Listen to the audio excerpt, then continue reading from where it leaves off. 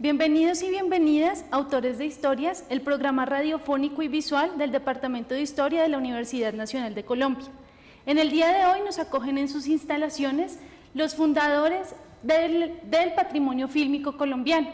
Esta entidad se encarga de preservar el archivo audiovisual y la memoria histórica colombiana. Continuando con nuestro ciclo de directores de cine, en el día de hoy nos acompaña Julio Luzardo.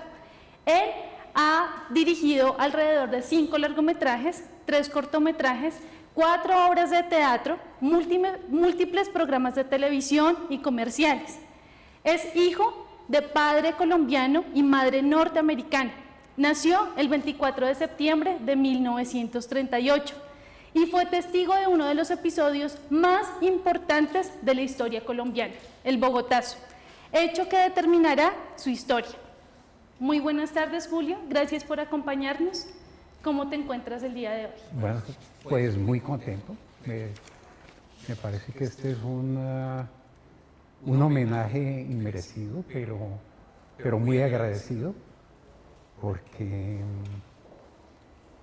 yo creo que una de las partes más importantes de cualquier vida es lo que queda. Digamos, pues uno, sí, como en las obras de Shakespeare, digamos, donde decía que uno es un pobre extra que camina por ahí y tal cosa.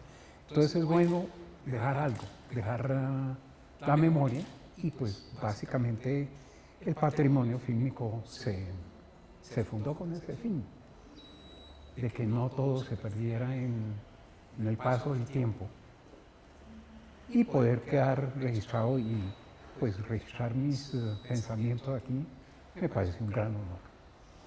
Y especialmente con ustedes y el Departamento de Historia, y pues el trabajo que han hecho ustedes ha sido increíble. Eso es lo que vamos a hacer precisamente hoy, recordar la memoria, pero no la de Colombia, sino la de tu vida.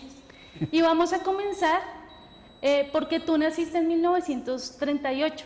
1938 fue una época muy importante porque Colombia celebró su 4º centenario de fundación. ¿Cómo? Bogotá. Celebró su 4º año de fundación. ¿Cómo era vivir en esa Bogotá de finales de los años 30 y principios de los 40? Estabas muy pequeño, pero ¿qué recuerdas de esa época? ¿Cómo era la Bogotá antes del Bogotazo? Pues sinceramente yo no me acuerdo mucho, verdaderamente pues uno era muy chiquito. Yo me acuerdo un poquito de la Plaza de Bolívar, digamos, los alrededores. Pues yo estaba en un colegio ya en ese momento que quedaba muy cerca a la Avenida Jiménez, pero la Avenida Jiménez era básicamente como es hoy en día. Pues no es que... No ha cambiado mucho. No es que uno diga, porque habían los edificios emblemáticos de la época que se habían hecho no sé en qué año, pero ya existían. Nosotros vivíamos cerca de ahí, en la calle 24, abajito de la carrera 13, entonces básicamente pues esa era una caminada muy sencilla y pues no había mucho tráfico ni nada, pues no es mucho lo que me acuerdo verdaderamente. Y bueno, tu ascendencia, ¿no? Como lo relatamos al principio del programa, no es solo de este país. Tienes una mezcla cultural norteamericana, mexicana por un lado y un poco colombiana. ¿Qué significó para ti crecer en medio de culturas tan distintas? No sé, para mí era como normal. Digamos, uno llega, pues uno como que no siente grandes diferencias. Yo creo que era por la edad. Tenía de 10 a 12 años. Entonces, y no me acuerdo mucho de ahí para atrás, verdaderamente. Pero yo entré como pez en agua, verdaderamente, con lo que yo hablaba con mi mamá, que era norteamericana, el inglés y por el español que hablábamos en el colegio, lo que fuera, pero nunca sentía una gran diferencia, siempre era como si todo el mundo fuera así. Y el hecho de que tú tuvieras, por ejemplo, un abuelo barbero, ¿sí? que es una profesión muy artística de pronto, y por un lado tu abuelo materno y por el otro lado tu abuelo paterno fuera el presidente de la Corte Suprema de Justicia de los años 30, ¿eso cómo se puede explicar? Pues mira, yo tengo una foto que me parece muy emblemática, que es la foto de los primeros 5 personajes colombianos que sacaron la cédula de ciudadanía. Y mi abuelo era el número 3. Wow. Entonces esa era la época de Olaya Herrera y Lleras Camargo era el número 4 dentro en ese mosaico. Eran los primeros, la 01, la 02, la 03. O sea, tu abuelo era la 03. O sea, estaban empezando. Porque básicamente la cédula de ciudadanía es algo que nos marca a todos, pues todos tenemos nuestra cédula y pues es casi más importante que el nombre, Claro. digo yo. Y pues mi única tristeza verdaderamente cuando vi la pregunta es no haber conocido a mis 2 abuelos. Solo los conocí por referencia, por una foto. Y cuando digo una foto, es una foto. Porque no tengo foto, aunque él murió como 4 meses después de que yo nací. Me extraña, no hay una foto de él conmigo, de bebé. Y sí hay una de mi abuela. Entonces ella pues, estaba ya enferma y todo eso, y pues, pero tengo fotos de ella. Obviamente yo no me acuerdo nada de eso porque pues, era un bebé. Era un bebé, pero siento mucha tristeza no haberlos conocido, porque yo creo que el legado que le deja a uno los abuelos es muy importante, pero conocerlos y hablar con ellos, no simplemente el viejito ese que no se acuerda de nada, ¿no? No, al contrario, es el viejito que sí se acuerda de todo y que le cuenta a uno todos esos misterios de la vida antes de uno. ¿Y alguna anécdota tal vez que te hayan contado de ellos o algo así? No, mi tristeza es la falta de información, la falta de saber de dónde vinieron mis antepasados. Sé que vinieron de Europa, se habla que venían de Italia, que habían pasado por Islas Canarias. Ahí, apellido Luzardo hay mucho en Venezuela, en Islas Canarias, también en España, pero no saber exactamente de dónde vinieron ni cómo vinieron. Entonces, cuando se rompe esa ligación que uno tiene con el pasado, a mí me parece grave. Por eso me parece muy importante lo que uno pueda recuperar en su vida, de su vida, para las futuras generaciones. Bueno, tu padre, Jorge Enrique Luzardo, fue arquitecto.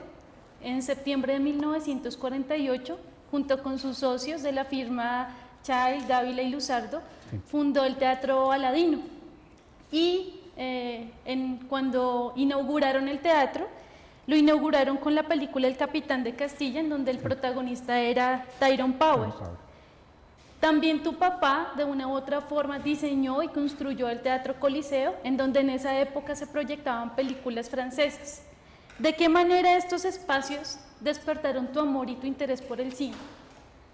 Pues creo que ahí empezó, verdaderamente, porque de lo que yo me acuerdo es desde que me picó el gusanito o el virus o lo que sea del cine, no volví a pensar en nada más. Entonces siempre estaba pensando en las películas, porque me gustaba mucho ir al cine. Verdaderamente era lo que siempre esperaba, lo que quería ver. Entonces no necesité mucho esfuerzo ahí para entrar en algo que en Colombia nadie más estaba interesado en cine. Digamos, fuimos muy pocos los que estudiamos cine en esa época, que empezamos a estudiar cine. Claro. Yo no digo que fui el primero, pero sí por ahí el segundo o el tercero. Entonces, y eso no es por dármelas ni nada, sino que simplemente eso ya, al estudiar uno una carrera, ya lo vuelve profesional, ya no es un hobby. Claro. Entonces había mucha gente con el hobby del cine, entonces tenía una camarita de Super 8, entonces filmaban a su familia y toda la cosa, entonces hago cine, pero lo que hacían era películas familiares, no más. Y yo sí, desde un inicio dije, quiero ser director de cine, y no tenía ni idea de qué era esa vaina.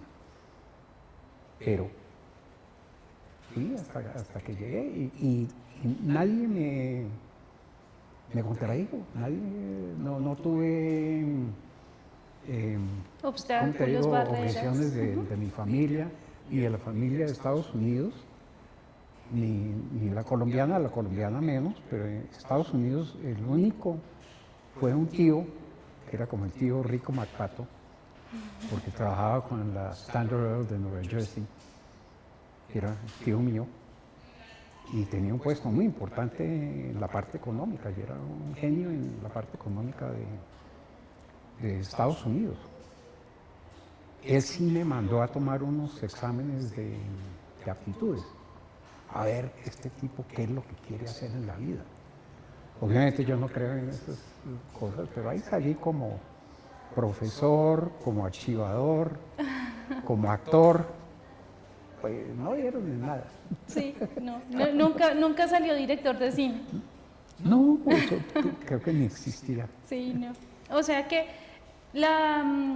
esa relación con tu papá fue muy buena, no solo por los espacios que construía, propiamente teatros y otras cosas, sino porque también tú nos contaste que tu papá era muy buen lector, que leía Sí. y leía y leía. Mi papá, especialmente en los últimos años, cuando ya estaba retirado, cuando ya no estaba haciendo la arquitectura, él leía mucho.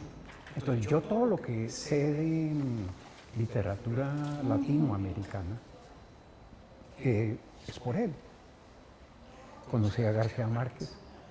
El primer cuento que yo filmé, que fue Tiempo de Sequía, que era de Manuel Mejía Vallejo, él me lo recomendó, me gustó el cuento, lo adapté y lo primero que hice fue eso. Y lo primero que hice fue ir a hablar con Manuel Mejía Vallejo y pedirle los derechos, pagándole $1000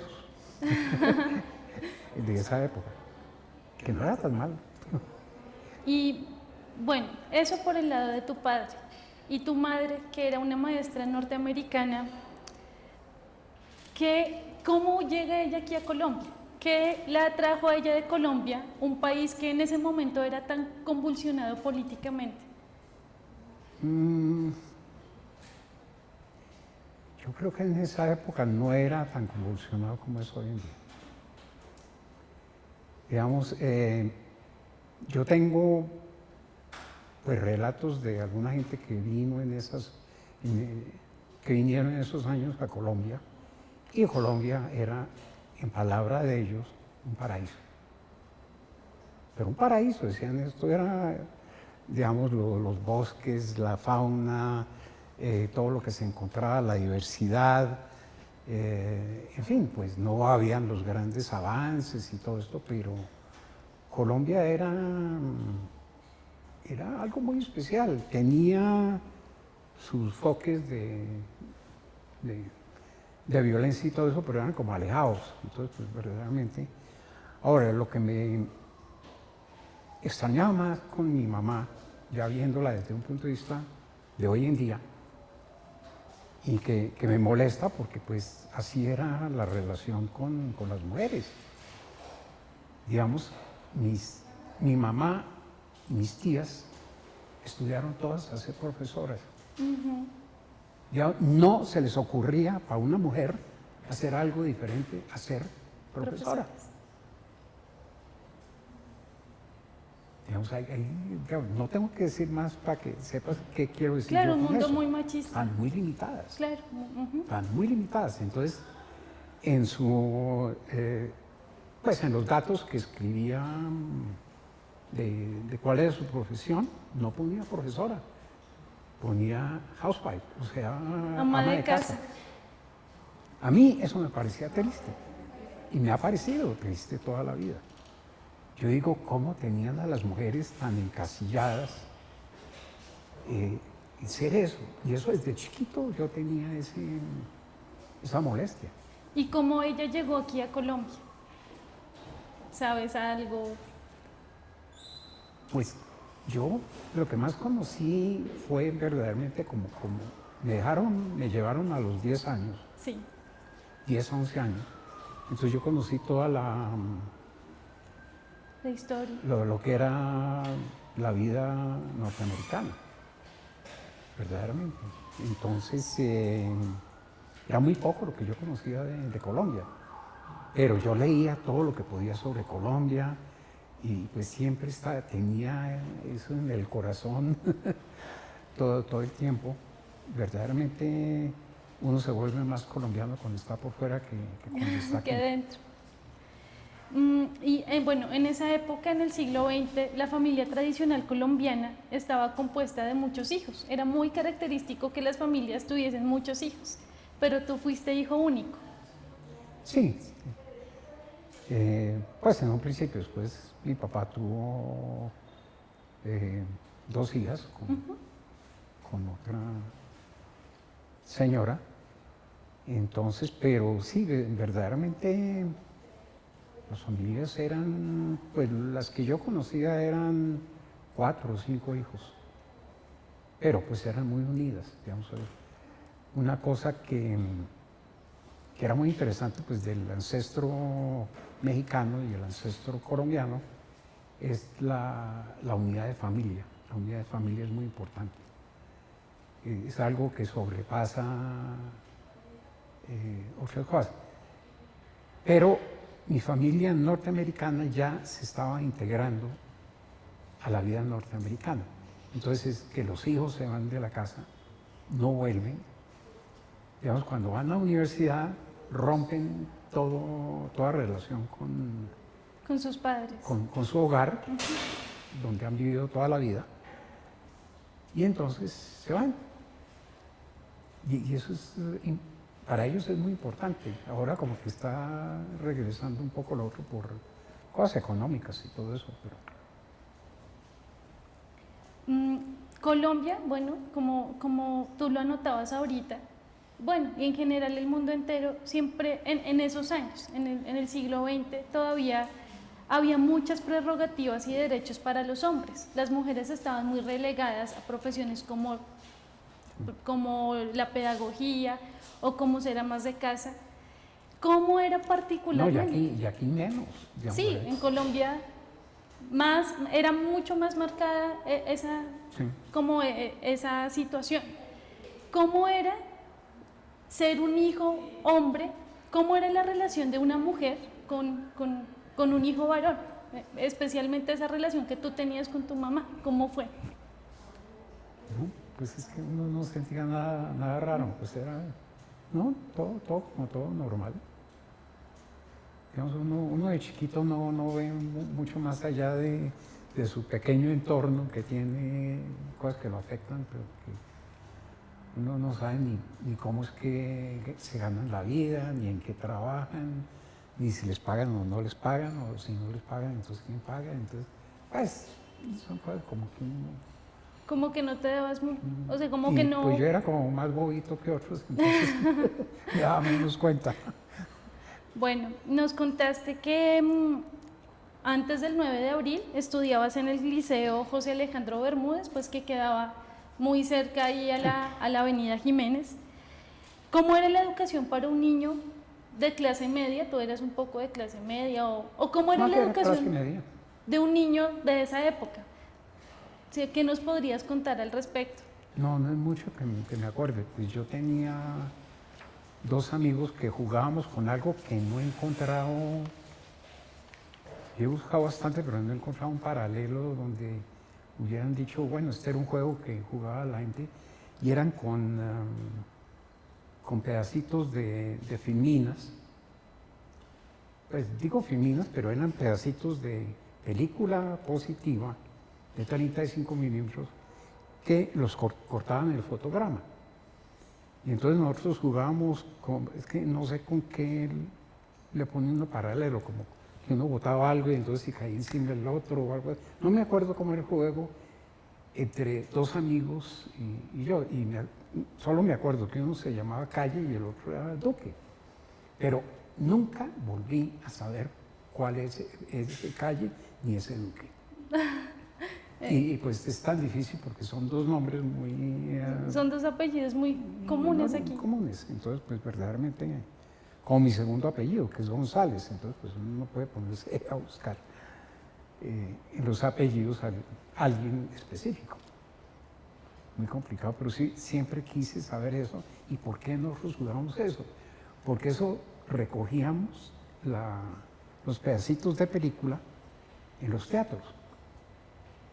Y a mí, a la vuelta de la esquina, ahí en la 24, más abajo de la 13, había un teatrico así chiquito que llamaba el Ariel, en una esquina, un teatrico ahí casi como para 10 personas, una cosa así absurda.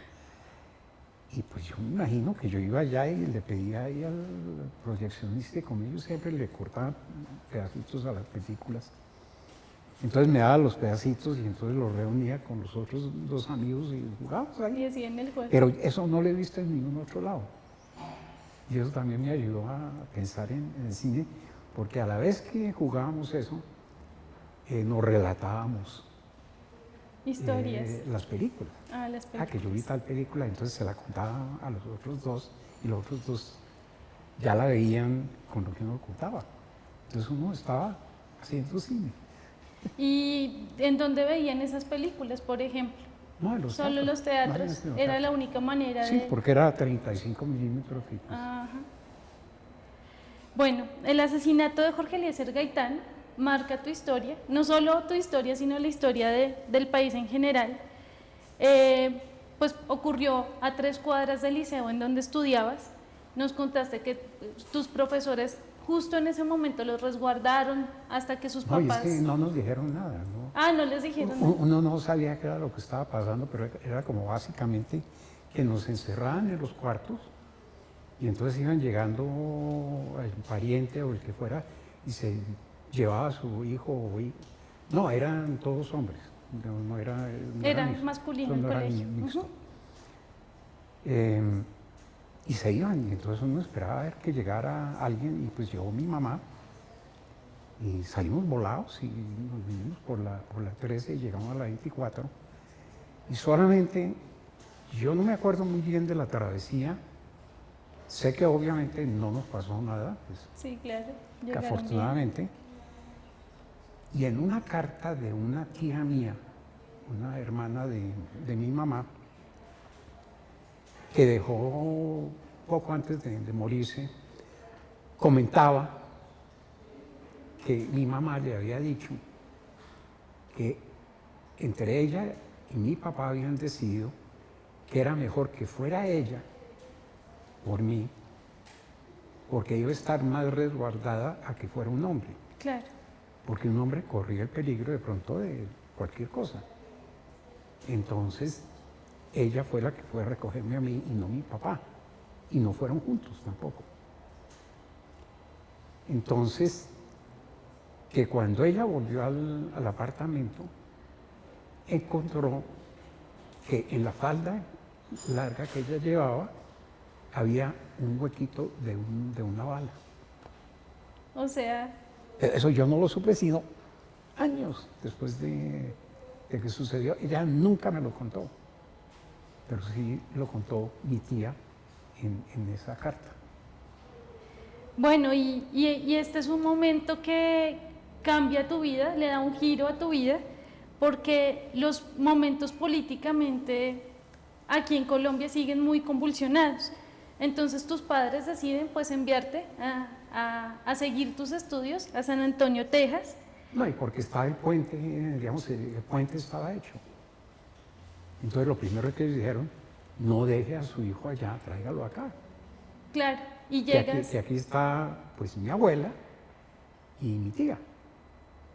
Entonces terminé ahí, pues no es que me haya gustado mucho, Exacto, te iba a preguntar eso precisamente. Carlos Monsiváis, por ejemplo, tu abuelita, o sea, tú nos decías que tu abuelita era una mexicana de esas que se levantaba a las 5 de la mañana a hacer Haz de cuenta la tortillas. película Coco, Exacto, algo así. igualita. Y Carlos Se Monsiváis levantaba por las mañanas a a hacer las tortillas. hacer las tortillas así y hacía los dos tipos de tortillas. Y a mí me fascinaba la comida mexicana. Y en uno de las academias, el miércoles, yo me acuerdo el miércoles, era comida mexicana. Y eso sí no me lo perdía por nada del mundo. ¿Qué implicó para ti crecer en un ambiente? Sí, estabas en Norteamérica, pero en realidad era una cultura netamente mexicana.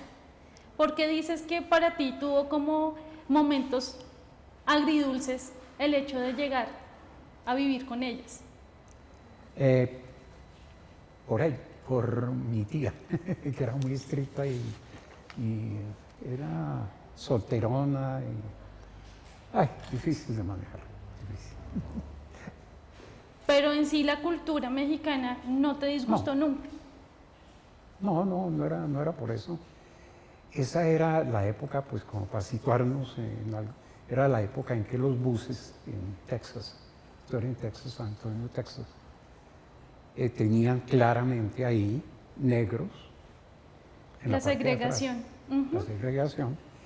Y esa segregación, de cierta forma, también lo tenían los mexicanos, los que eran con un poquito la piel más morenita. Entonces, yo nunca sentí ningún problema, pues no soy tan marcadamente Con rasgos muy latinos. No, no tienes. entonces nunca tuve problemas. Y después en la universidad fue en California, que California tenía la gran ventaja de que era un estado totalmente libre. Ya, en todo sentido, Ya no había racial, segregación. de todo lo que sea. Entonces, California era una berraquera sitio para estar, fuera de estar en Hollywood y cerca del cine y todo eso.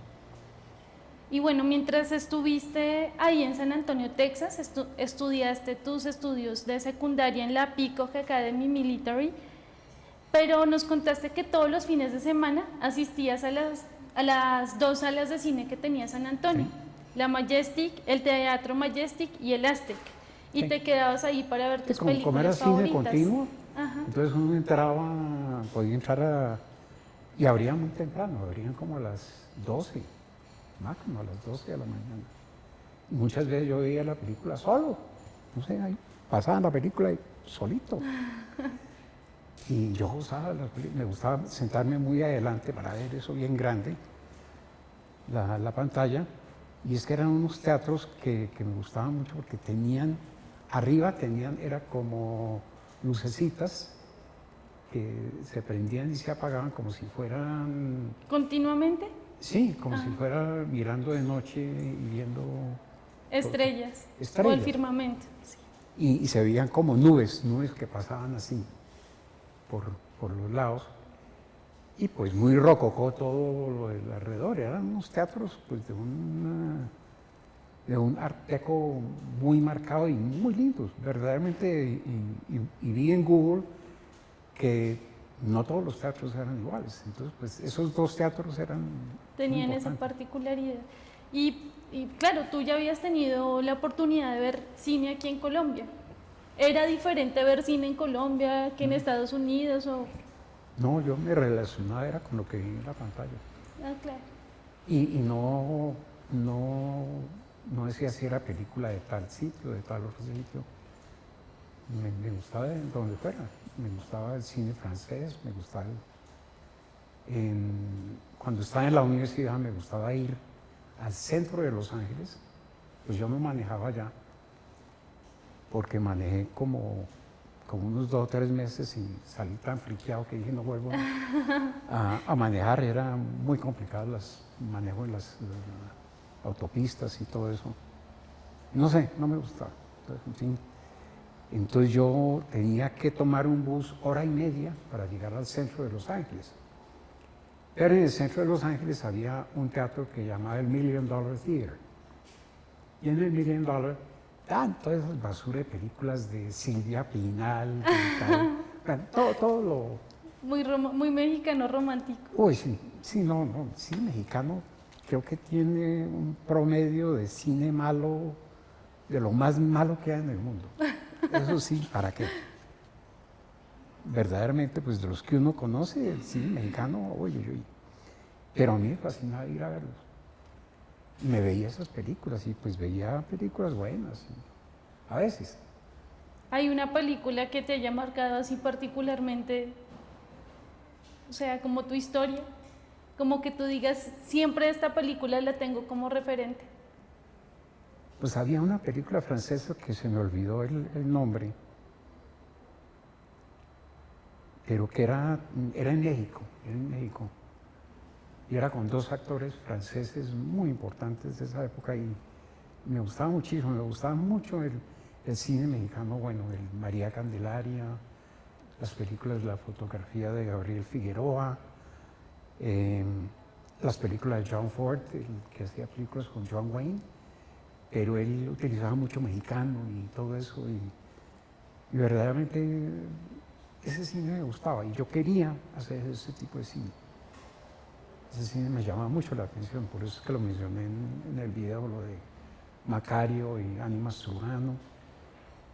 Y Animas Trujano pues era con un actor japonés, Toshiro Mifune, porque ahí demostraba que mucho del indígena latinoamericano tiene que ver con las razas asiáticas. Entonces él como japonés se veía perfecto como un indígena mexicano, igualito. Claro, porque no. Era como la misma tipología. Listo. Entonces eso llama mucho la atención porque uno ve las culturas cómo se van manipulando. En los años 50 del siglo XX, la Universidad de California de Los Ángeles, más conocida como la UCLA, contaba con uno de los mejores programas de cine y televisión del mundo. Nos contaste que era un privilegio poder estudiar en clases pequeñas con algunos de los mejores profesores en esa época, Colin Young, Raymond Fielding, Hugh Gray, Dorothy Asner, entre otros. Además, ahí estudiando, en esa experiencia universitaria, tuviste la oportunidad de realizar tus primeras producciones. Una hora para matar y muerte no seas orgullosa, con la colaboración de tu amigo Jorge Prelorán.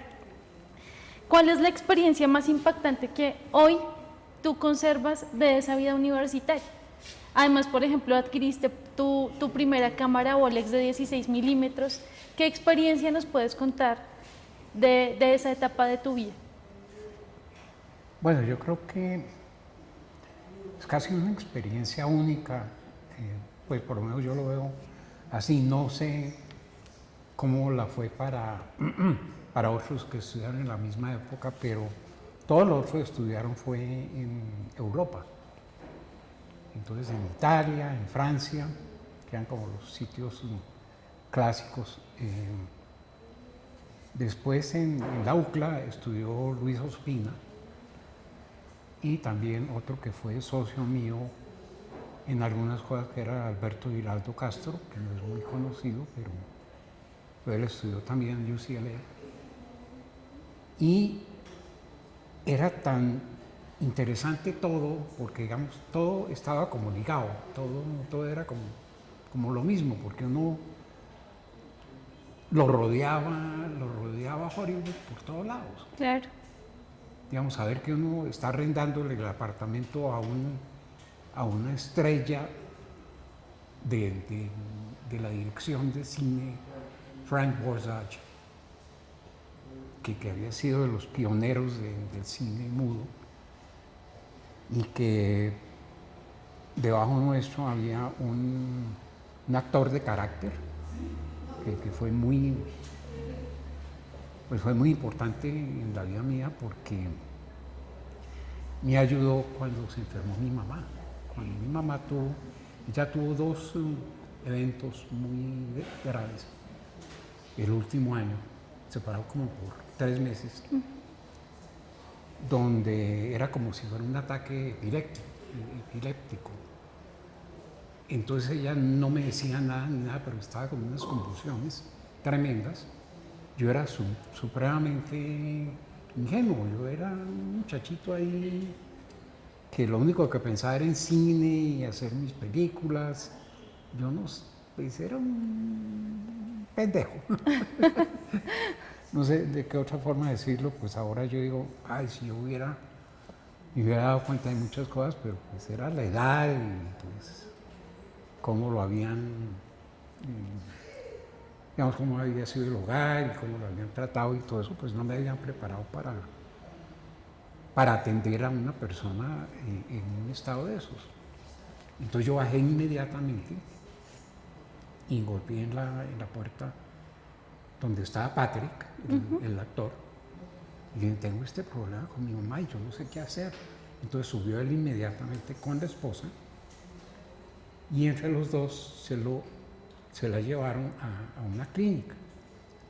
Entonces la primera vez, pues a los 2 o 3 días ella ya estaba bien, no se volvió a hablar de eso ni nada. Y ya la segunda vez, que fue como 3 meses después, le volvió a dar muy duro y ya en esta quedó como en coma.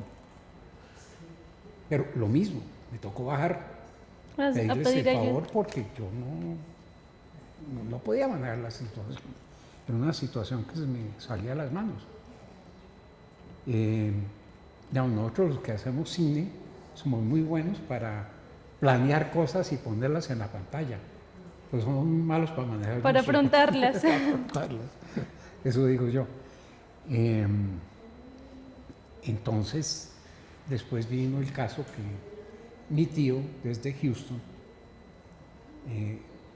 mandó a un ejecutivo grande de la Standard Oil para que arreglara un pasaje mío para ir a San Antonio, llevar a mi mamá y dejarla en una clínica para que la cuidaran mi tía y mi abuela. Pero yo no hubiera podido hacer eso si no hubiera tenido la ayuda de esa ayuda. Entonces, yo estaba como en una burbuja, digamos, entonces la burbuja del cine. Una vez que tuve que hacer un papelito ahí bobo en una cosa de televisión, que la televisión era una cosa muy, apenas estaba empezando también allá, pues estaba muy en pañales. Entonces me habían dado un papelito en una cosa que se llama Dino. Entonces yo era el hermano del personaje principal. Y entonces yo le pedí a mi amigo, el actor de abajo, unas clases. No, que sí iba y me acompañaba. Entonces me acompañó a la universidad para que yo hiciera el oso ahí, haciendo el papelito. Yo nunca fui muy buen actor, pero bueno, eso me pareció detalles muy bonitos. Entonces uno sentía mucha camaradería de toda la gente. Los grupos en la universidad eran muy pequeños. Yo muchas veces me relacionaba más con la gente de teatro, porque antes de entrar a lo de cine, yo me había metido con el departamento de teatro.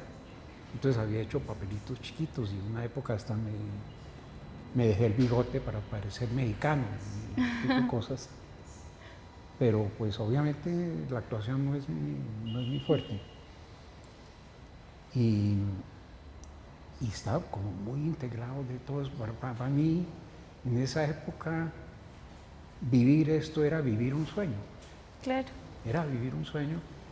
Y verdaderamente esa etapa de la universidad es la etapa más linda de mi vida.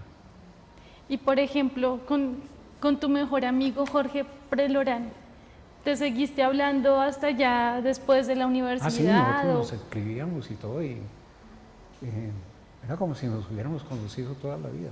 ¿Como hermanos? Sí, fue una relación muy bonita, murió hace poco, desafortunadamente, y fue muy, muy importante en lo que es la historia del cine etnográfico mundial.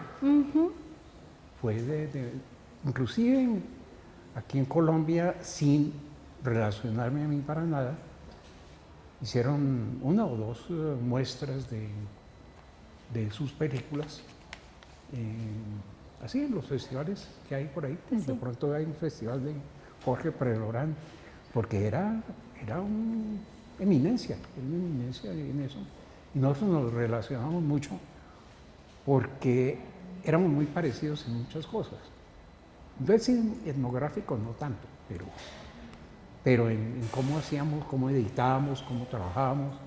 Trabajábamos con las uñas, con muy poquito equipo, y lo que mencionaba ahí, pedacitos de película, como no había plata, entonces, pues para no mandar una escenita de unos pocos segundos, pues lo enrollábamos en un carrete esos de fotografía y lo revelamos como Artesanalmente. como si fueran fotografías, pero en 16 milímetros. Y lo lavábamos en la tina de su apartamento, en la bañera. Entonces era a ese nivel, pues era cine pobre, pero a lo pobre. Pero a lo pobre, pero muy hermanados juntos. Sí, no, y nos teníamos una confianza única. Él no confiaba sino en lo que yo le podía filmar y yo no confiaba sino en lo que él me pudiera filmar.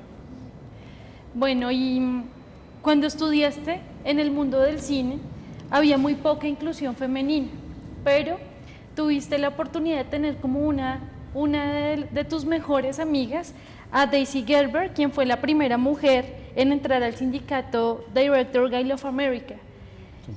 ¿Por qué era tan impenetrable el ingreso de la mujer en el medio del cine en esa época? Bueno, en primer lugar, esos sindicatos en Hollywood eran impenetrables para cualquier persona, hombre o mujer.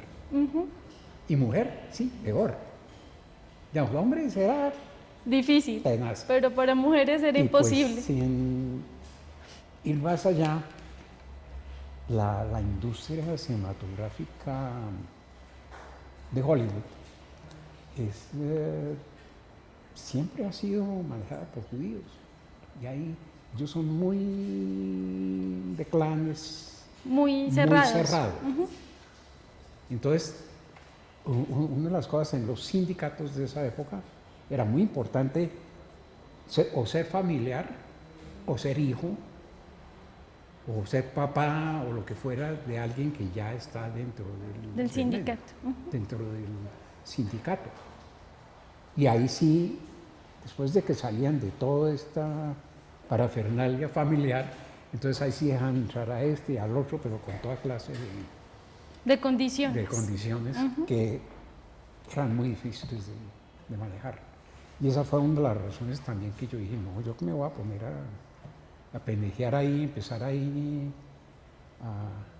a cargar ladrillos o que sí, sea ahí y para qué estudié. Claro. Entonces, no, era muy complicado. Eso ya se perdió porque ya el cine independiente maneja Hollywood. Entonces ya, si tú ves cualquier película, eso son 20 compañías que están ligadas una con la otra para crear una producción. Entonces, y para las mujeres, entonces, ¿cómo hizo Daisy para poder penetrar? No, eso era seguirle dando y ese seguirle mundo. dando y todo eso, era muy difícil. Y lo chistoso es que uno veía eso y uno le molestaba. Claro. Eso no es que uno no se diera cuenta, uno se daba cuenta. Sí, yo decía, ¿y esto por qué? Y siempre he creído que una de las profesiones más machistas del mundo ha sido la de cine. Más machistas. Mira el cine colombiano. Muy pocas directoras. Casi nadie. Camila Lobo Guerrero y 2 o 3 nuevas que han con documentales. Pero así que las consideren como compañeras equitativas, no, a nada. Siempre son vistas por debajo Sí, para producciones siempre de dicen, menor la de categoría. producción, una mujer. Pero una mujer no le dan la oportunidad así de que, mire, este es mi proyecto, yo quiero hacer esto, yo lo voy a dirigir, tal cosa. No, no le ponen bolas. Seguimos a los mismos. Qué difícil. Pero bueno, un poco hablando de mujeres, tu actual esposa es hija de Luis Enrique Osorio, que fue un educador, sociólogo, comediógrafo, o sea, en resumen fue como uno de los padres fundadores del teatro en Colombia, además que él fundó el Teatro de la Comedia. ¿Cómo conociste a tu esposa y el padre de ella fue de alguna u otra manera determinante para tu progreso en el mundo cinematográfico? No, la segunda parte, para nada, él ya, cuando yo la conocí a ella, él había muerto hacía como 2 años. Ah, no lo conociste. No lo conocí. Lo conocí en hombre. Y a ella, pues obviamente la conocí, fue a través del medio, no hay de otra. Y era a través de la Casa de la Cultura de Santiago García, cuando estaba en la carrera 13, que tenía una sede, antes de que fuera la Candelaria. Sí. Entonces estaban haciendo una cosa que llamaban Los Mágicos. Unas cosas ahí sin estructura ni nada, sino que es un poco pendejadas, no sé, que hacía Kepa Muchastegui. Ajá. Y que de ahí se formó La Mama, el grupo de teatro La Mama. Y durante más o menos medio año o un año, yo también les colaboré, yo les hacía las fotos fijas y todo esto para La Mama. Y mi señora Alba está en ese primer grupo con Kepa, porque ese grupo había salido un poco de la Universidad de los Andes y ella era del coro, entonces pues ella participó ahí. Y entonces nos conocimos y pues teníamos mucho en común. Pues una cosa era que mis 2 películas, Tres cuentos colombianos y El libro de las tumbas, ambas se estrenaron en el Comedia.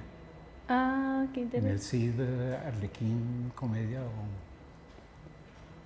a veces metía el Palermo, así, pero siempre iba al Comedia. Bueno, O sea, ella me conoció antes viendo las películas que personalmente. que personalmente. Bueno, y regresaste a Colombia en 1960, donde el panorama del cine era desolador. Pues sí. No había industria, Cero. no había trayectoria. ¿Cómo fue llegar y sortear esta situación? Especialmente porque era muy distinta a la que estabas acostumbrado en Norteamérica, en donde de una u otra forma se tenía acceso a muchas cosas que aquí en Colombia no existían. Bueno, yo de pronto fui hasta de buenas porque no existiendo nada, de lo poco que existía, sí tuve alguna relación. Una cosa fue saber lo que pasó con La Víbora, que La Víbora era en donde estaba Pacheco.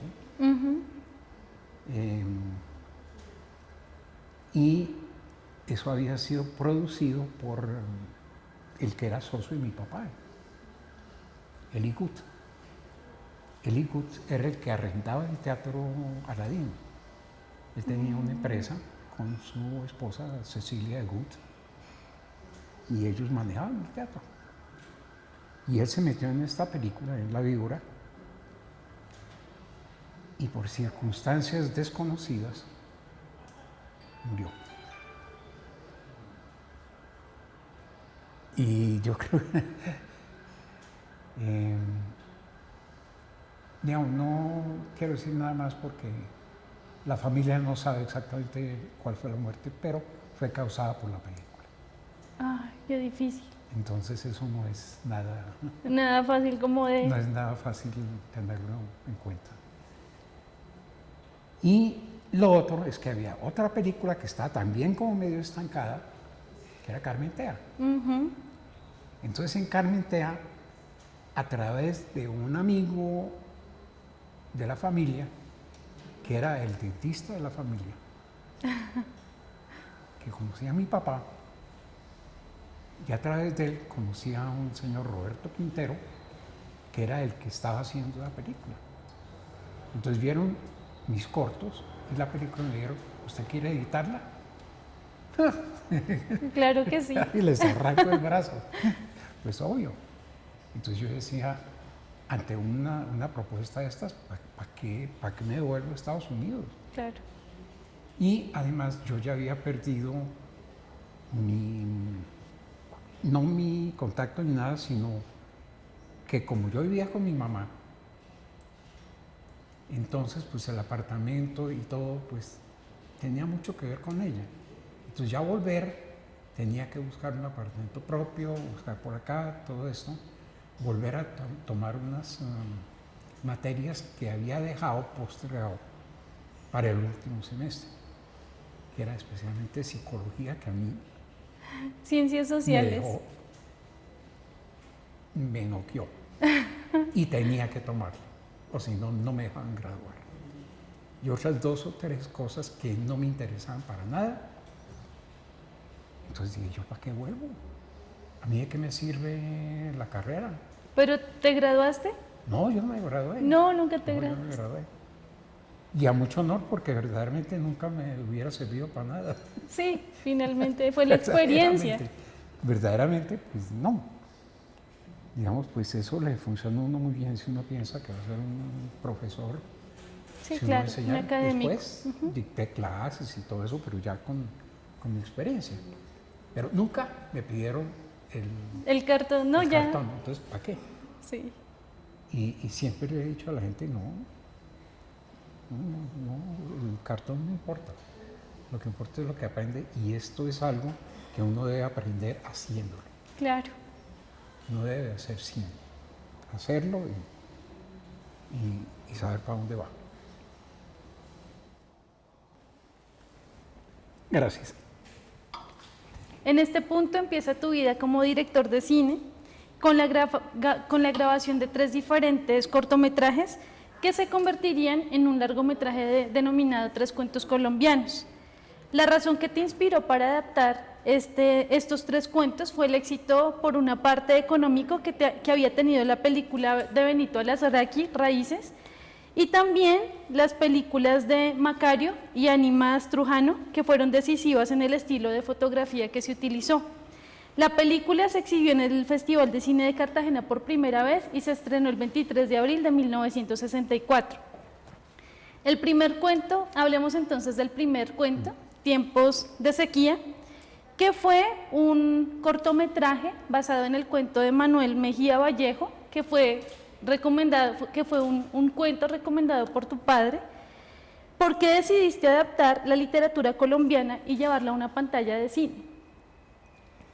Bueno, hay algo que siempre he creído que cuando alguien se ha tomado el tiempo de escribir algo, eso no es simplemente sentarse ahí y escribir como a veces se escriben los guiones. Los guiones llegan y sacan una cosa ahí más o menos. Pero generalmente algo que va para libro, sea de cuentos o de novela o lo que sea, es más estudiado, más pensado, Claro. más elaborado. El autor se preocupa por redondear los personajes, por crear una atmósfera. No sé, a mí me parece que es un trabajo mucho más serio que un guión de cine. Digamos, un guión de cine se puede quedar en simplemente la imagen. Digamos, puede contar cosas con la cámara, o dice la cámara mira, la cámara hace, todo esto. Mientras en un cuento hace lo mismo, pero ya lo estás viendo para que tú en tu mente lo veas. Claro. Entonces no pueden ser dolly in, dolly out, un traveling aquí, tal cosa, la cámara se acerca, la cámara se aleja. Pues son diferentes, uno está pensado en la imagen, entonces no tiene que elaborar tanto. Pero cuando tú tienes una novela está bien escrita, tienes hasta demasiados elementos.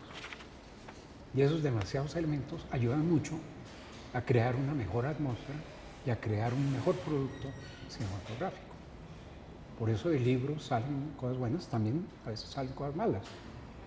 Inclusive muchos, digamos, una de mis películas favoritas es Al Este del Edén, o Al Este del Paraíso, de John Steinbeck, que es mi autor favorito.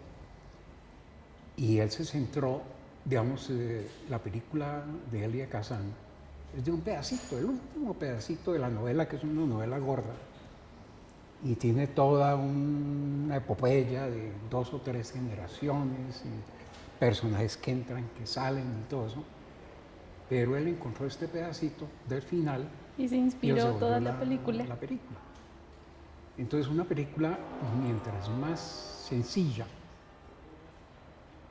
y más directa y los personajes estén mejor elaborados, queda mejor. Y esta película de Tiempos de Sequía tiene una anécdota que nos pareció muy interesante, porque sufriste mucho para financiar casi todas tus producciones, todos tus largometrajes, pero esta nos contaste que si no hubiese sido por la ayuda de tu papá y de tu hermana, no hubiese sido posible. ¿Cuál es esa anécdota? Pues a mi papá le gustaba mucho el traguito. Entonces, en algún momento de eso, pues, me dijo que me financiaba el corto. Digamos, los borrachos a veces financian todo. dicen cosas que después se arrepienten. Ajá. Entonces, como había dicho eso alguna vez, entonces mi hermana aprovechó y lo cogió en unos momentos. Y entonces dice, necesitamos tal plata, que eran como 60.000 pesos de esa época, $7.500. Entonces, yo le logró sacar la plata a papá, que a mí me dolió fue nunca habérsela podido devolver, porque pues hubiera sido un buen... Que también eso tiene que ver mucho con lo que yo pienso sobre el futuro del cine colombiano, que eso lo hablaremos cerca al final del programa, porque yo soy muy pragmático, yo veo las cosas muy... No tanto los sueños pertenecen en un sitio, pero si uno no baja esos sueños a la realidad de la vida diaria, entonces no funciona.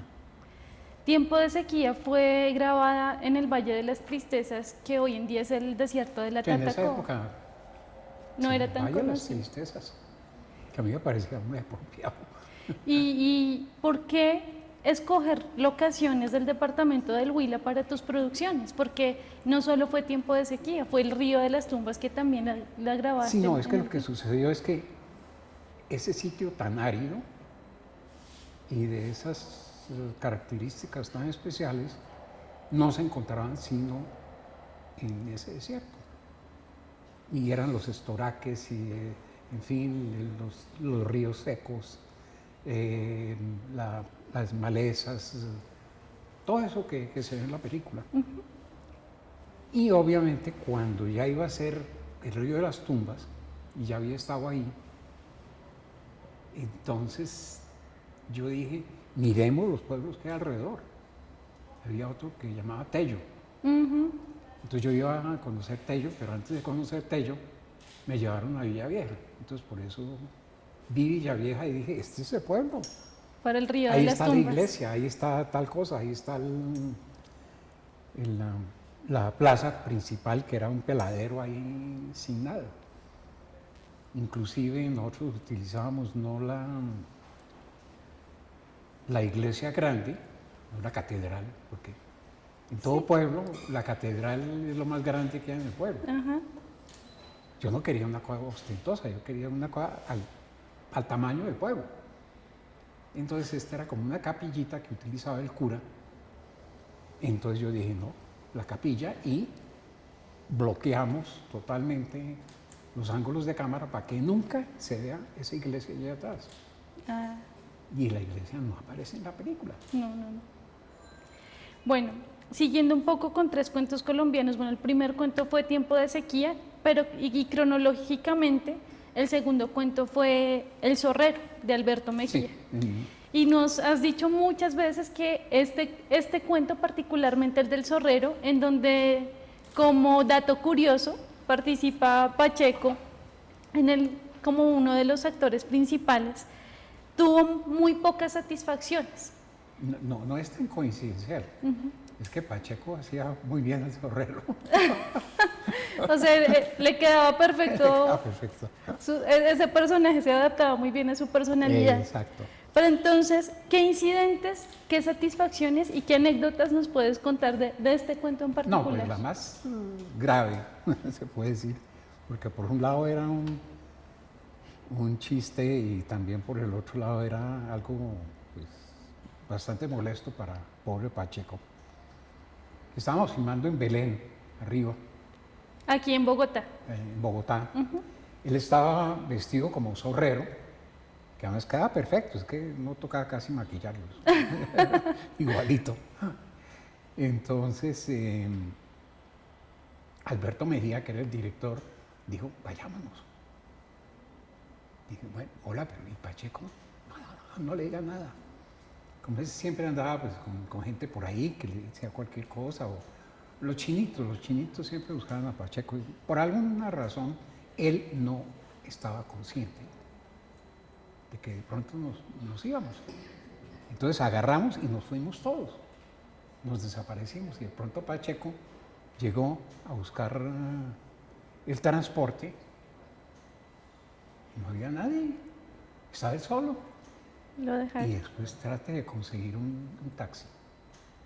Vestido No de le zorrero. paraba a nadie vestido, no tenía 5 centavos en el bolsillo. Era tan parecido a un zorrero que nadie le creía. Entonces llegó furioso A reclamarle. a su oficina. Creo que, no sé si en esa época ya trabajaba para Ponche. Entonces digo, yo no vuelvo a la película, yo no sigo filmando. Entonces, ay, qué lío. Entonces nos sirvió de padrino Juan Harvey Caicedo, el doctor, que trabajaba con Cine TV Films, como productor. Y entonces ir a convencer a Pacheco. Y eso fueron varios días. Casi no vuelve. Y cuando volvió todo digno. Pero terminó de grabar Terminó de grabar la el película. cortometraje. Bueno, y por último el tercer cuento, La Sarda, que es, en mi percepción, el mejor cuento de la película como tal. Fue grabado en La Boquilla, cerca del aeropuerto de Cartagena. Te instalaste en una humilde choza para vivir con los pescadores, poder compartir con ellos, tomaban trago, decías tú. Y finalmente fue de esos mismos pobladores que tú escogiste los protagonistas de la película, Jorgito y Ramón Bunó. Sí. ¿Cómo fue esta experiencia de escoger protagonistas naturales? No eran actores profesionales, eran personas del común para este cuento tuyo. Es que en esa época teníamos conciencia de lo que es un actor natural. Solamente ahora que los llaman actores naturales. Es una pendejada de hoy en día. Y cuando uno utiliza un actor de carrera. Entonces no era por debajear a los actores, sino que lo más lógico era utilizar gente de ahí. Y cuando fuimos con Helio, que éramos los dos solos, Helio era el fotógrafo brasilero. Sí. Entonces nos pusimos a mirar a la gente y nos emborrachamos ahí con ron blanco, que eso es tenaz. Absolutamente. Bueno, otra cosa. Y fuimos descubriendo algunos rostros. Si ven los rostros de los negros que están ahí, son bellísimos, son unas cosas, pero absolutamente espectaculares. Y eso eran unos poquitos, digamos, eso había mucho. Había mucha gente ahí. Y de pronto aparecen estos dos, este con su hijito. Ramón con Jorgito. Y entonces uno empieza a hablar con ellos y entonces uno le dice, ¿usted se le mediría hacer esto? Sí, ¿por qué no? Y era así de fácil, por eso yo no le ponía ningún misterio, eso no era que, ay, que uno descubrió tal cosa. No, eso no es descubrir que el agua moja, ni nada de ese tipo de cosas. Eso es simplemente uno trabaja con lo que tiene, Claro. con lo que tiene en la mano. Entonces, si tiene uno que utilizar un actor que no es un actor, bien. Y si uno tiene un actor que puede servir para tal cosa, mejor, porque está uno utilizando lo que uno tiene a la mano. En el Río de las Tumbas también fue parecido, porque el alcalde, yo nunca pensé en nadie diferente al hermano de mi co-guionista, que era Jorge Andrade Rivera. Mejor alcalde que ese yo no hubiera podido conseguir. Yo hubiera podido conseguir un actor para eso. Claro. Pero me pareció tan estupendo que yo dije, no, este es. Pero él no era actor ni nada, no era un actor profesional. Y no tocaba casi decirle nada. Ellos, de un actor, esos sí son actores naturales, son actores que saben, no hacen como las pendejadas en algunas películas colombianas, que es que traen un experto de Brasil que ha trabajado con actores, que ha creado actores naturales, que tal cosa. Pendejadas, ¿no? ¿Qué carajo? Uno ve el actor, uno dice ese es, y ese es. Porque uno como director sabe quién es el que funciona. Claro, porque ya tienen una idea en la Si uno cabeza. tiene una idea, y preciso, pin, de una.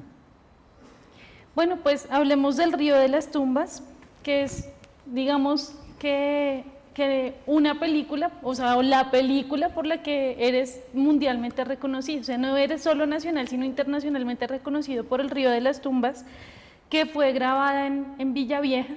Y esta película tiene unas características muy importantes, muy bonitas, porque de una u otra forma, en un pueblito, de forma muy caricaturesca, se trataba de una forma u otra de plasmar lo que era la vida, la vida común y corriente en Colombia. O sea, en un pueblito pequeño se intentó recrear toda la vida de un país.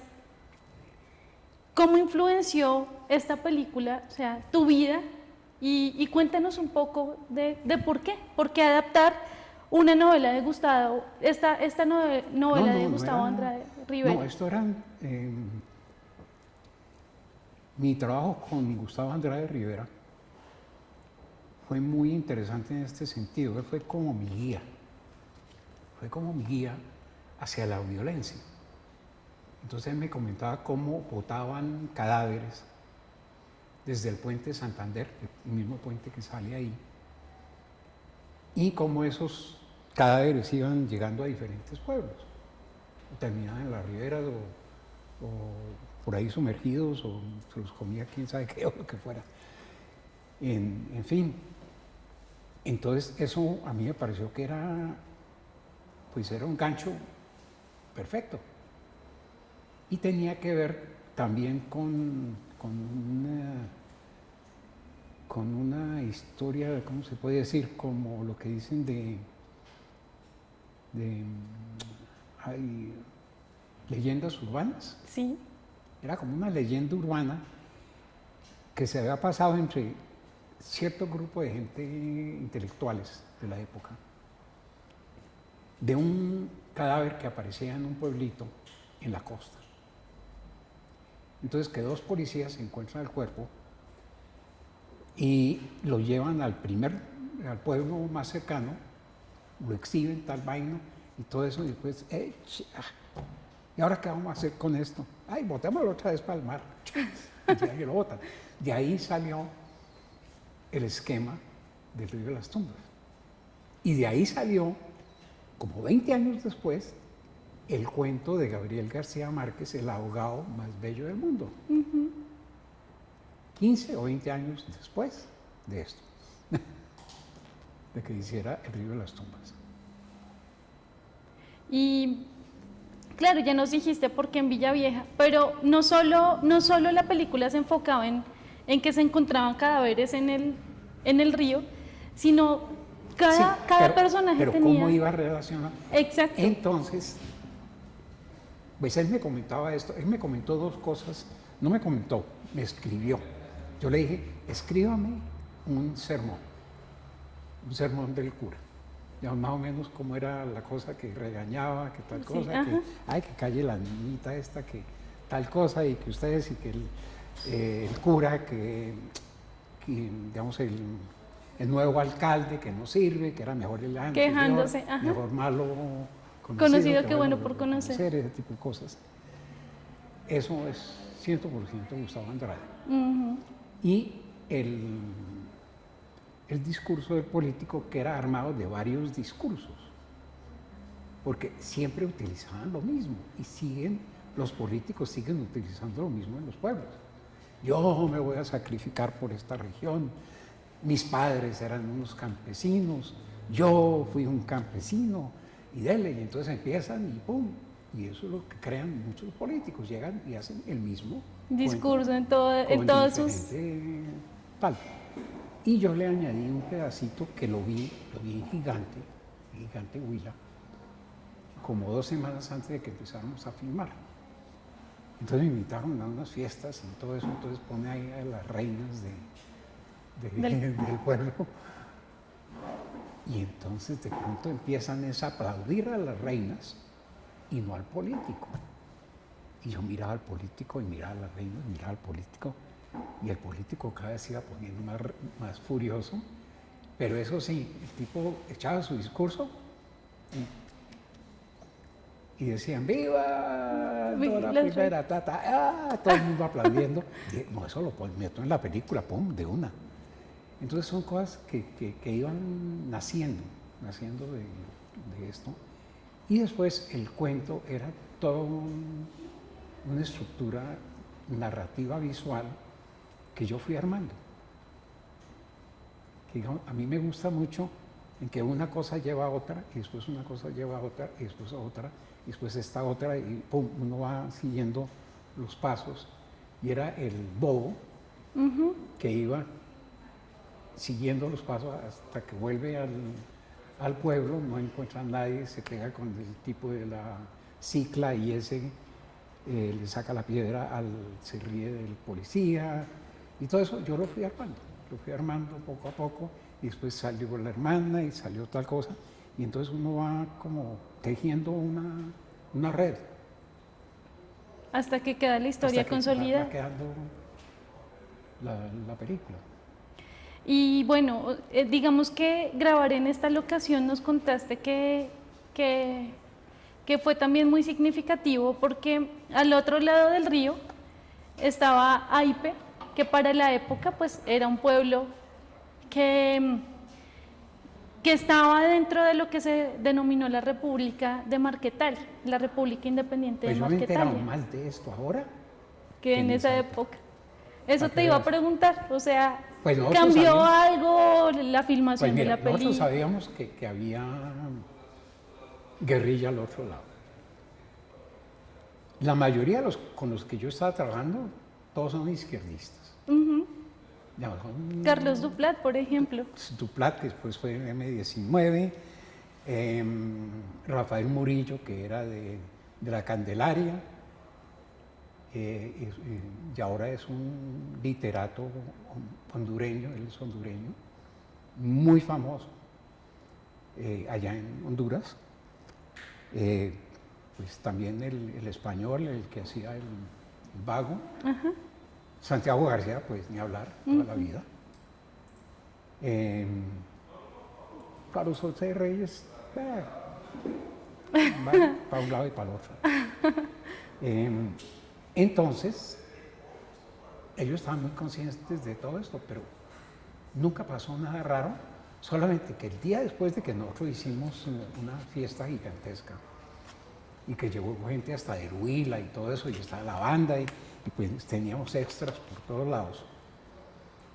Entonces cuando eso se acabó, porque se emborrachó todo el pueblo, porque nosotros la manera Celebrar. de inspirar, inspirar a los extras, era sacar botellas de aguardiente de las rentas del Huila, que nos mandaban cajas de rentas del Huila, y entonces los mandábamos con los vasitos chiquitos y con una botella. Entonces se iban pasando entre la gente del pueblo y tome, y tome, y tome, y tome, hasta que todo el pueblo se Quedaba se perdido. emborrachó.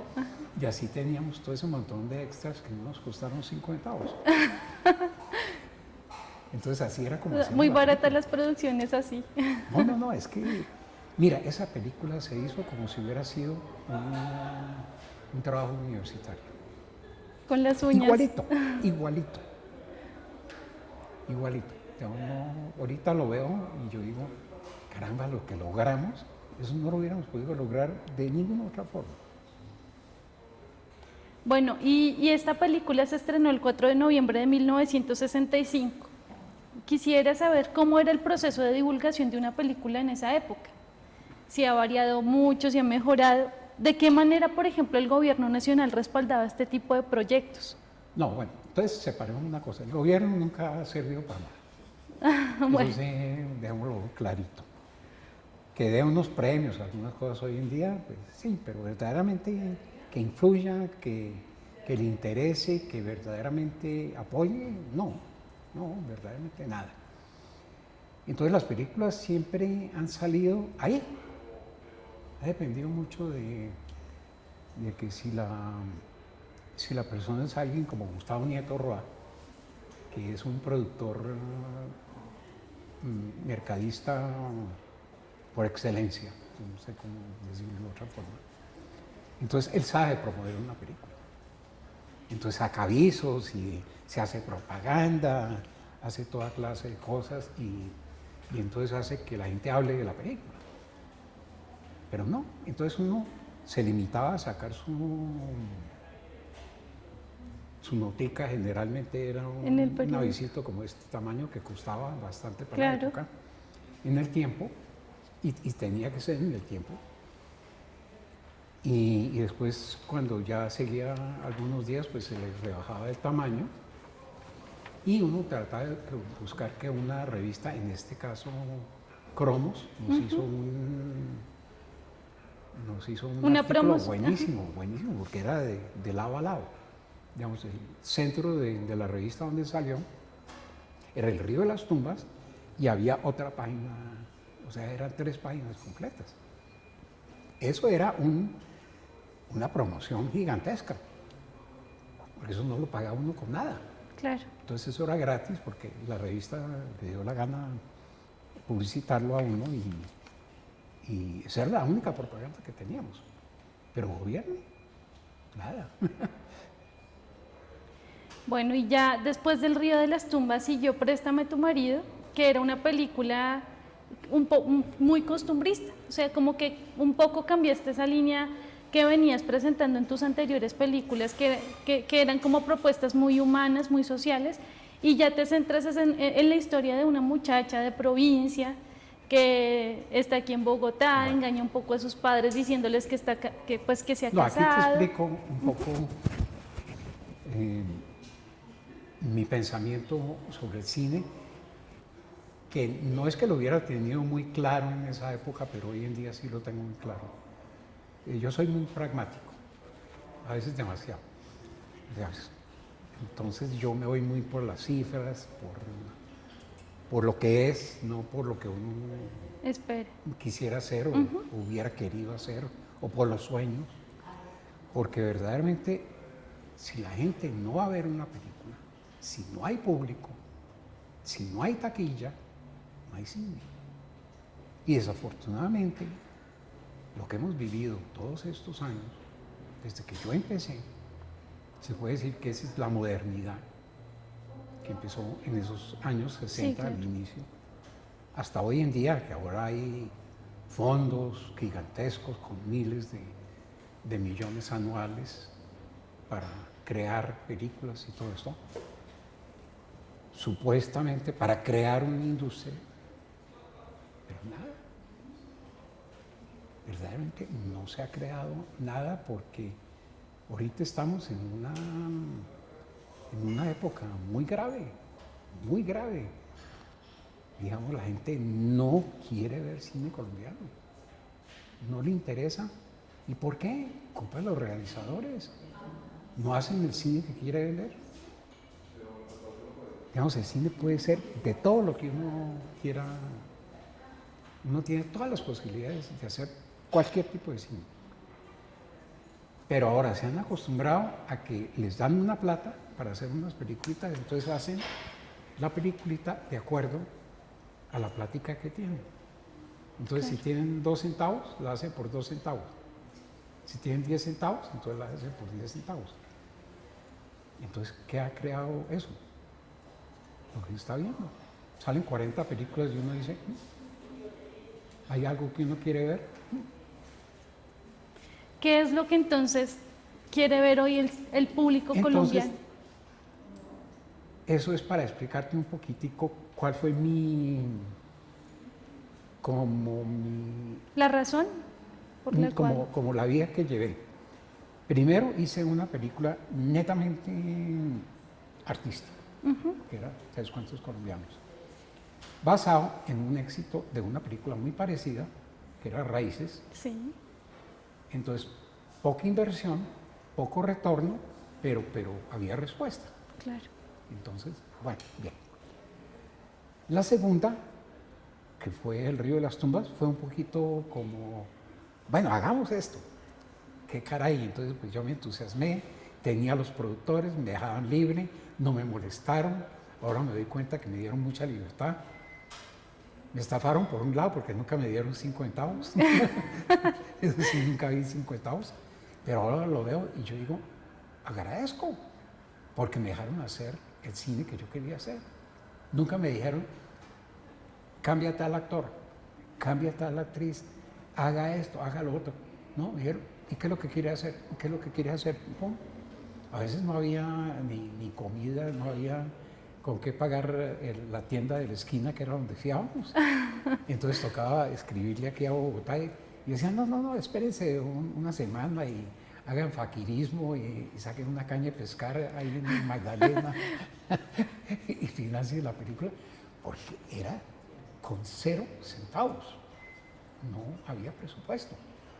Entonces de vez en cuando mandaban una plata. Rafael Murillo, que era uno de los actores, era mi productor. Entonces era el que manejaba la platica, el que entraba presupuesto. Y peleaba con el tendero y con tal cosa y conseguía las gaseosas, nos las daban por el lado de gaseosa Sol o algo así, creo que era. Y pues el trago, que había trago para todos los sábados hacer una fiesta con el gamonal del pueblo, ahí en Villavieja. Eso era de las rentas de Huila, y nosotros le hacíamos venias a las rentas de Huila, porque era lo que...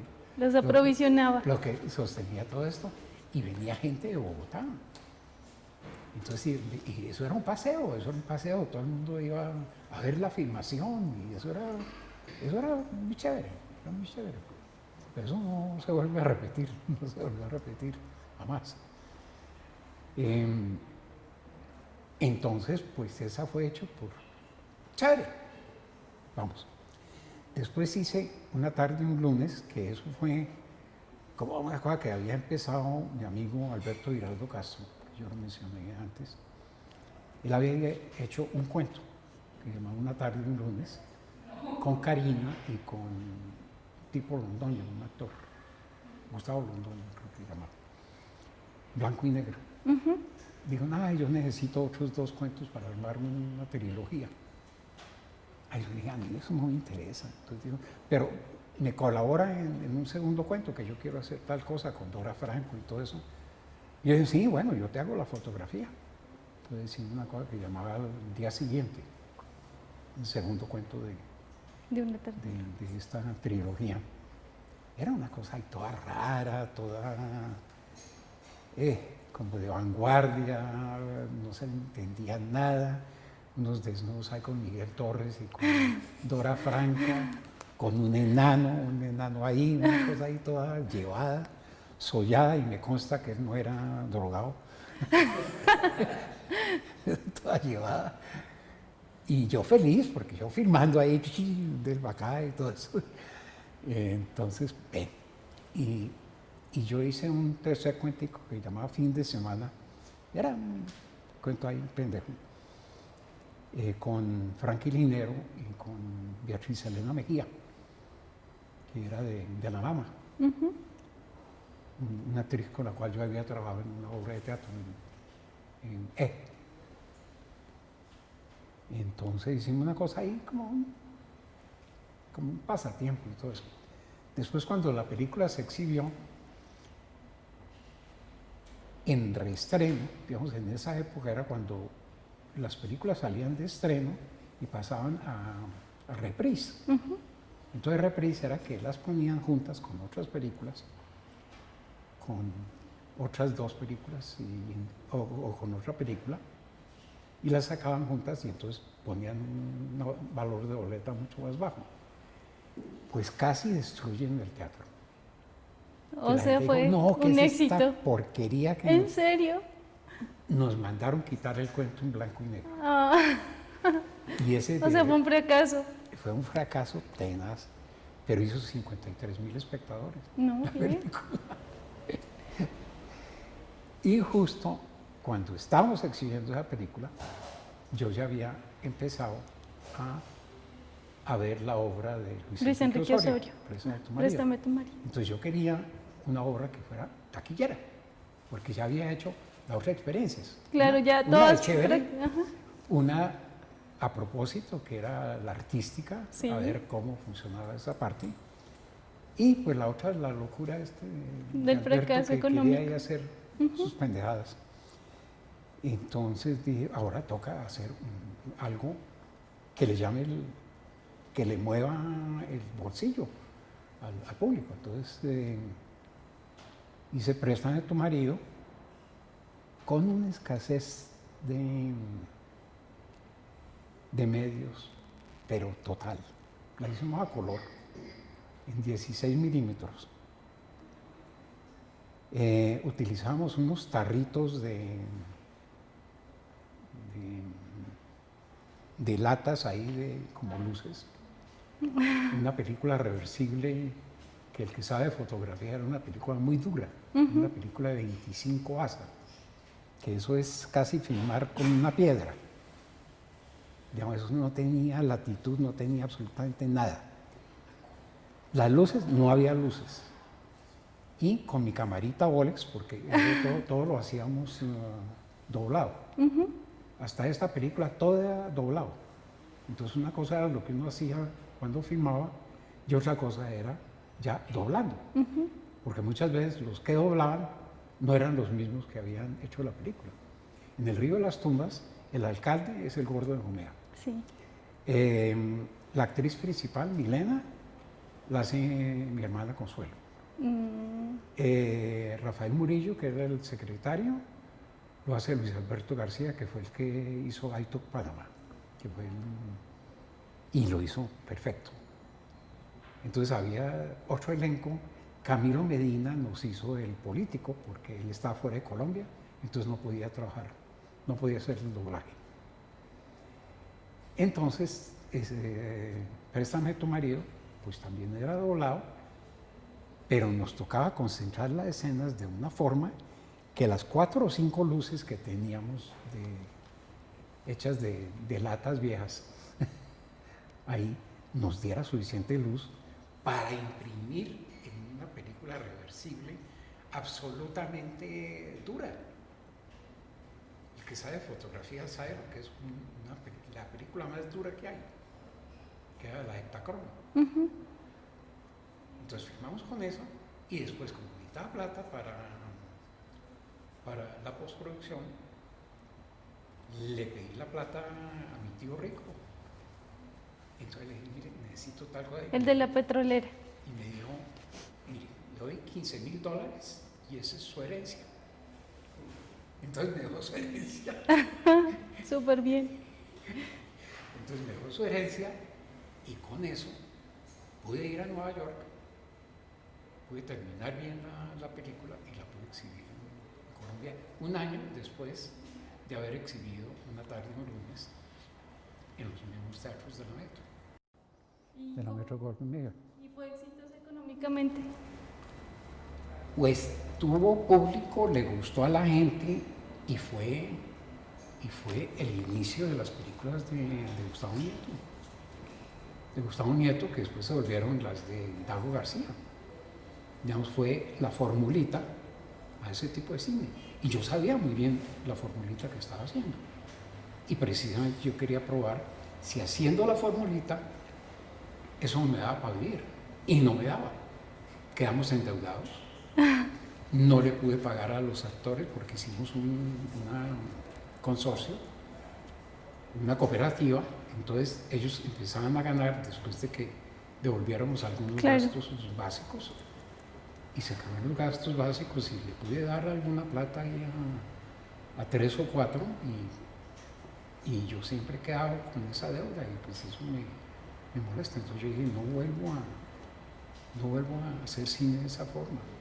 O me dan la plata para hacer una película o encuentro un tema que me apasione tanto, que verdaderamente me mueva el piso y diga, yo soy capaz de acabar el mundo por hacer eso. Y nunca lo he encontrado. Entonces, ¿qué pasó con La ministra inmoral? Porque finalmente es que fue eso la... no es mío. Ah, pues es que porque... Ese es un trabajo de encargo que, sinceramente, si hubiera sabido cómo iba a resultar y todo eso, hubiera sido mejor no haberla hecho. Pero bueno, ¿no? Se compromete en algo y después uno se da cuenta cómo funcionan las cosas y todo eso. Pues, en fin. Me da pena haberla hecho, verdaderamente. No era lo que yo esperaba. ¿Qué fue lo que no gustó de esta película? De esta producción. El guión era una porquería, muy malo. Yo no pude hacer nada porque la productora, la que ponía la plata, la que giraba, estaba ahí metida todo el tiempo. Haga tal cosa, meta a mi hijo acá, meta tal cosa, haga tal otra cosa. Y yo estaba que botaba la película varias veces. Pero mi sentido de profesional, dije, no, lo termino porque lo termino. Y el día que lo termine, le digo, ahí está su película, haga lo que quiera con ella. Claro, porque esta película y tenía... fue lo que hizo. Actores la editó a las patadas, como le parecía a ella. Eso no tiene sentido. La película no tiene sentido. Yo la hubiera podido editar, perfecto, porque yo lo tenía todo en la cabeza y había hecho todos los planos de tal forma que así fuera una escenita de 2 o 3 segundos, ¡chum!, uno saca el pedacito, y el pedacito, y el pedacito, y uno los liga y todo funciona. Claro, quedó muy cortada todo el tiempo. Entonces, pasa cosas de acá, para allá, unas cosas de muy mal gusto, unas cosas... No, un fracaso total. Bueno, ya un poco concluyendo nuestra entrevista, tú has sido uno de los críticos más importantes que ha tenido la ley 814 de 2003, pues que es... No más importante, es el único. O el único. Eso es lo más triste. Lo más triste es que nadie más me ha segundado. ¿Y cuál es la crítica? ¿Por qué tú criticas esta ley si es una ley que...? No es la ley. O la forma manejo, en cómo se desarrolla. Ajá. ¿Qué es lo que pasa con este Bueno, manejo? en primer lugar, pues yo creo que ya en esta etapa de la vida uno puede decir ciertas cosas. O uno puede decir todo, o sea, uno ya ha vivido todo, lo puede decir ya todo. Ha vivido todo. En fin, pero algo que está en manos de una sola persona.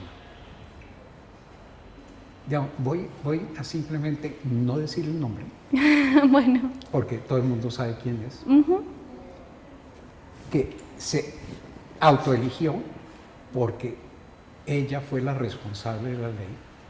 Ella fue la que la ligó, la hizo, pero la hizo a nombre propio. Entonces no hay reelección, no hay cambio, se hace lo que ella quiere. Entonces eso no tiene ningún sentido. Yo me sacrifiqué 4 años, 2 años al inicio de la ley, que fueron los primeros 2 años, y después 2 años en el 2011 al 2013, para ver si algo había, después de 10 años, algo había cambiado. Y no, seguían los mismos problemas. Digamos, y que quede muy claro, aquí nunca lo he dicho en ningún artículo, pero el CENAC, que es el Consejo de la Ley de Cine, es un consejo, entre comillas, escogido para que supuestamente maneje la ley. Ellos no son sino los idiotas útiles de esta persona para aprobarle todo lo que ella llega y dice, hagan esto, esto y esto. Entonces hay unos problemas gravísimos que se le han anotado, yo los he dicho muchas veces, nunca me han puesto bolas. Cuando he estado dentro del consejo, he respetado de no escribir nada ni decir nada en contra de ellos, pero tan pronto salgo, ay, digo, ay, ahora sí puedo pintar. Y entonces he dicho lo que es. Entonces, la base de todo lo que es el fondo de cinematografía está basado en premios. Y yo siempre he dicho, es más fácil armar una urna de valor, meter numeritos para cada proyecto que se presenta y sacar así, que los jurados que escogen, siempre escogen los mismos, no sé por qué, siempre saben los mismos. Me consta que no hay incidencia para que eso sea así, pero el hecho es que siempre son los mismos. No sé por qué. Muchos proyectos buenos mueren porque la gente se aburre y dice, no vuelvo a presentarme. Hay un ejemplar, perdón la redundancia, sí, ¿no? que es una película muy linda que se llama Ana. Ana tenía en un cierto momento el récord de haber sido el proyecto más presentado a convocatoria. Llevaba como 9 presentaciones, 9 años. Nunca salía. De pronto un día, hay como que algún jurado como que se despertó, como que dijo, ¡ah! Y ¡pum! La pusieron. Y salió una película bellísima. ¿Cuántas no hay así? Gente que se aburrió, que después de pasarlo una vez o 2 veces, hay unas que efectivamente después la hicieron y demostraron que eran películas muy buenas y que habían pasado por los jurados y los jurados nada. Entonces yo decía, sigamos siendo democráticos, pero pensemos que hay unos géneros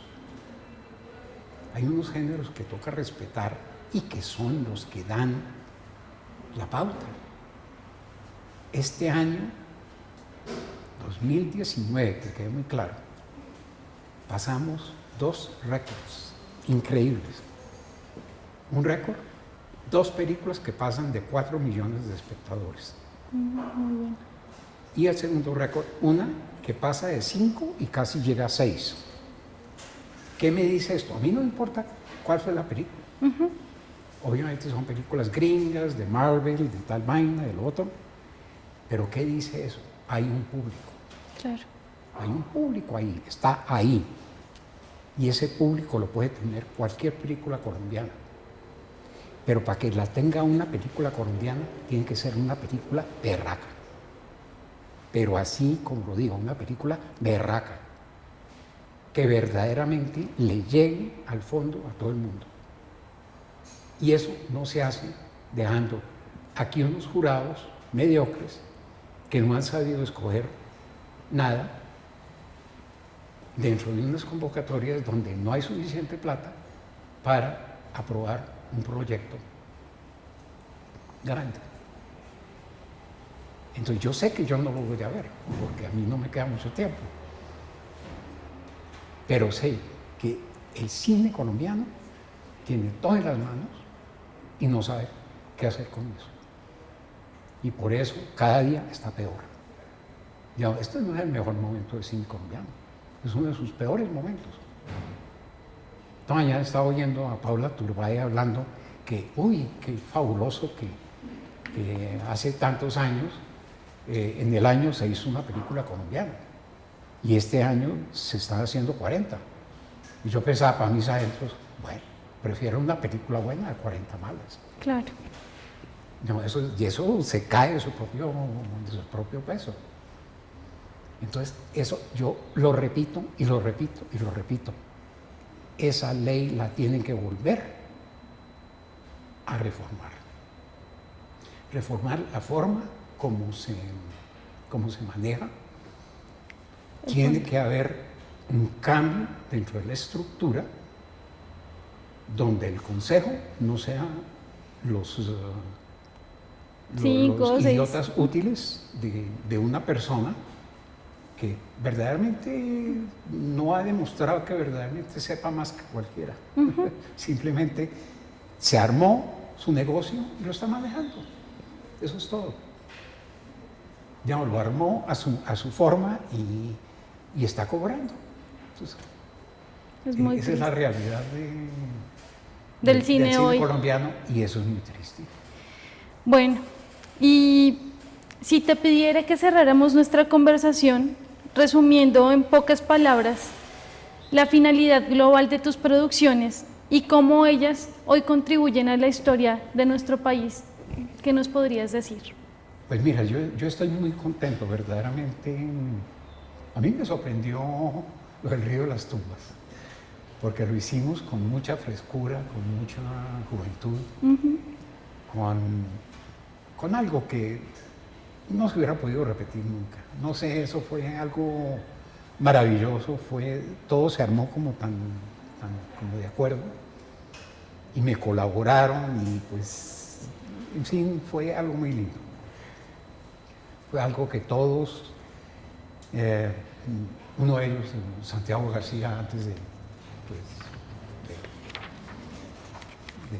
perder un poco la razón, no lo digo de otras formas, pero él lo menciona, él dice, es un recuerdo absolutamente único, que él siempre se va a acordar. Entonces, la película se reconoció como 20 años después de su valor que tenía dentro de la cinematografía colombiana, porque no se le había puesto muchas bolas en ese momento. Había tenido 46.000 espectadores. Pero fuera de una cifra, pues no dice mucho. Pero verdaderamente no había causado mucho revuelo, y después ya se empezó a reconocer. Entonces, la gente que la ve dice, uy, ¿esta película se hizo en ese año? ¿Cómo fue eso? Bueno, entonces eso me satisface mucho, porque yo creo que a lo difícil que ha sido una carrera de cine en Colombia, yo nunca me ha gustado, pues ya no va conmigo. No me gusta imitar a los otros. Yo ni participé en las películas de Focine porque tocaba invertir. Y Focine hizo unas películas muy significativas, películas mucho más importantes de lo que se ha hecho ahora con el FDC, mucho más importante. La gente no la ha medido, pero el día en que midan esas películas que hicieron con Focine, se van a dar cuenta que había mucho más talento ahí que lo que hay en las cosas de hoy en día. Guardando pues, las proporciones, en fin, números, todo eso. Entonces, eso a mí pues me llena de orgullo, porque yo digo, si pude hacer una cosita, algo que verdaderamente salió del alma, creció así y en todos dejó una estela como tan bonita y como tan agradable, pues bueno, valió la pena. Bueno, Julio, agradecemos pues... Y te agradezco mucho porque hay unas cosas que son bastante... O sea, podríamos... que no las he dicho en ninguna otra parte, precisamente por no herir, porque no es mi forma, pero yo creo que en un programa como este, básicamente uno está dejando Un está legado, botando exacto. aquí Ajá. su corazón. Entonces yo creo que vale la pena decirles. ¿Algo más que nos quieras decir, aportar? No, que les agradezco muchísimo. Esto ha sido muy, muy chévere. Verdaderamente dejarlo a uno hablar pendejadas todo el día, me parece excelente. Digamos, no hay nada que pague eso. Y verdaderamente poder decir lo que uno a veces se guarda, porque uno se guarda muchas cosas, pero es mejor no guardar, es mejor echar por ahí, echar a rodar. Claro, porque ese es el legado que nos dejas a todos nosotros. Para y- mí lo más importante es que quede para las futuras generaciones. Claro, claro, Y que porque piensen muy bien. Digamos, vuelvo y repito, estamos en un momento donde todo está ahí todo. Digamos, lo único que yo siento ahorita es no estar con 20 o 30 años menos para hacer esa gran película que está esperando Colombia. Pero el día que llegue esa gran película, que hasta ahora no la veo por ningún lado, pero el día que llegue esa gran película, ni 10 millones de personas van a suplir pero alguien tiene que llegar y hacerlo. Y eso esperamos, porque esto que hacemos precisamente en Autores de Historias es para que alguien que a lo mejor nos esté viendo, pues se anime a hacer esa gran película. Muchísimas gracias, Julio, por aceptar nuestra invitación. Las puertas de la Universidad Nacional y de la Facultad de Historia están abiertas para ti y para todos los que nos quieran aportar de esta manera a la memoria histórica del cine colombiano. Los esperamos a ustedes en nuestro próximo programa. Muchas gracias por atender a nuestras invitaciones.